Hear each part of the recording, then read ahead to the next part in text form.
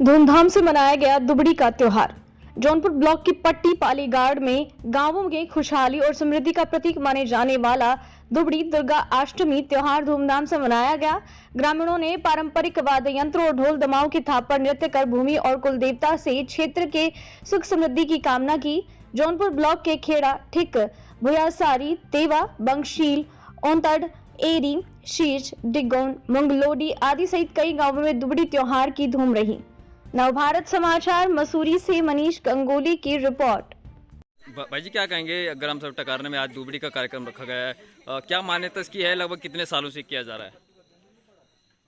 दरअसल ये जो हमारे आज दुबड़ी का त्यौहार है, ये पौराणिक टाइम से है और इसका जो इतिहास है, मतलब कहीं ना कहीं ये माना जाता है कि ये जो दुर्गाष्टमी होती है या जो इसमें होता क्या है कि आज मतलब इसको हम पहला त्यौहार मानते हैं। और ये मेरे हिसाब से हमने तो जब हम पैदा हुए क्या, जो हमने बुजुर्गों से पूछा तो कहते हैं जब गांव बसा होगा उस समय से ये त्यौहार मनाया जाता है। और इस त्यौहार की खासियत ये है कि जब हमारी जो ये फसलें हैं,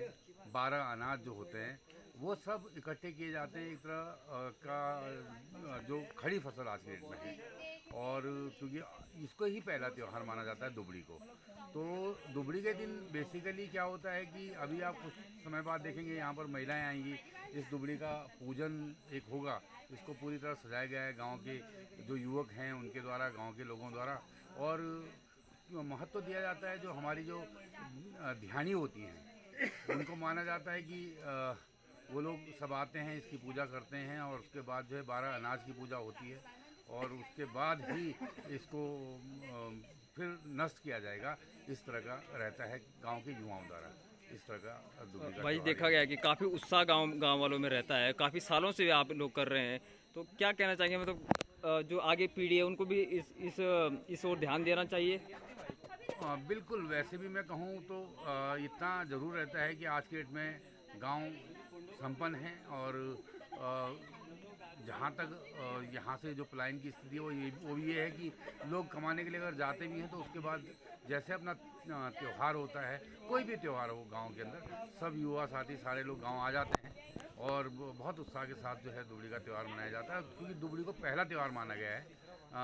12 महीनों के हमारे यहाँ जो जौनपुर में है, आपको पता ही है कि 12 त्यौहार होते हैं कम से कम, तो ये पहला त्यौहार यहाँ से शुरुआत होती है, इसके बाद ही आगे की। और बल्कि अभी कुछ समय बाद एक गाना भी लगेगा तो उसको भी आप समझेंगे कि उसके भीतर भी पूरे 12 महीनों का वर्णन रहेगा। और युवाओं का तो ये युवाओं में जोश है, हमारी जो बहनें हैं वो लोग आए हैं, मेहमान गण आए हैं, तो इस तरह का एक अलग